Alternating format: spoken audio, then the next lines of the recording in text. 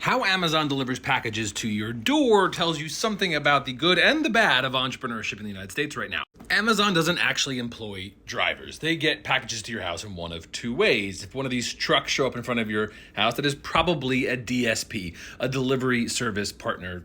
Amazon boasts about 4,500 of these DSPs, which are independent companies around the world that employ something like 400,000 people around the world. Somewhere there's an entrepreneurs who started the company and then get this contract with Amazon to deliver packages, and they in turn employ people. If somebody shows up in front of your house in their own vehicle and one of these blue vests, they are probably using Amazon Flex. These are solo contractors. Something like 4 million people around the world are somewhat active in their app. This is like driving Uber or delivering DoorDash. Some take it more seriously and might have incorporated an LLC. Some are just doing it to make extra cash. Depending on how they file or structure the work, if they've filed an entity, both a DSP and an Amazon Flex individual might show up in the new business category that the census and the federal government tracks. We at Technically, the news organization that I founded and lead, does lots of reporting on, for an example, the gig economy, which a third of Americans reportedly contribute to in some form. Amazon Flex is an example of what would show up in gig economy freelance work. We also have reported on the creator economy, where more individuals are picking up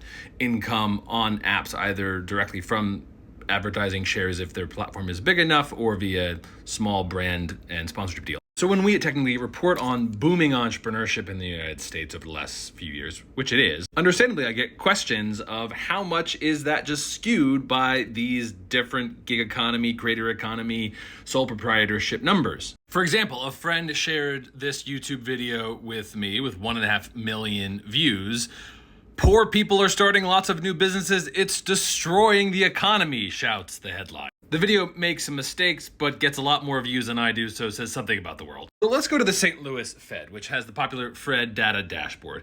And this is a chart that a lot of us nerds in business and economics reporting, especially in entrepreneurship, have looked at. Since the pandemic, there's been a giant surge in business incorporations. We were at a lower level, and it popped during and after the pandemic and remains elevated today. But we have been simultaneously shifting to more sole proprietorship, non-employer firms. And you can see that in other data. This is the Kauffman Foundation's Data Indicators Project. I was looking at Maryland, but also Maryland tracks the US average. And you see that in 1998, the average one-year-old firm would employ more than 6 people. In 2021, that was down to 2.5. That is largely being tugged down by non-employer firms. So when you include all business incorporations, it does change the data quite a bit. But that's why there's this other category called high propensity business applications.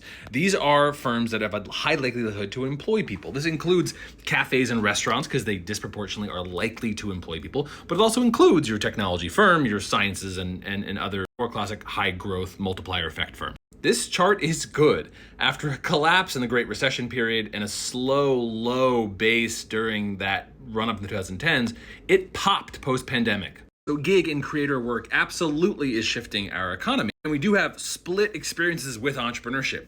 Those who are doing it to boost flexibility or in some form of solving an employment problem. But still, 4 out of 5 people who start a business are doing it out of choice, not because they're unemployed or otherwise filling a financial gap. The entrepreneurship data may be messy, but overall, it's a very good thing.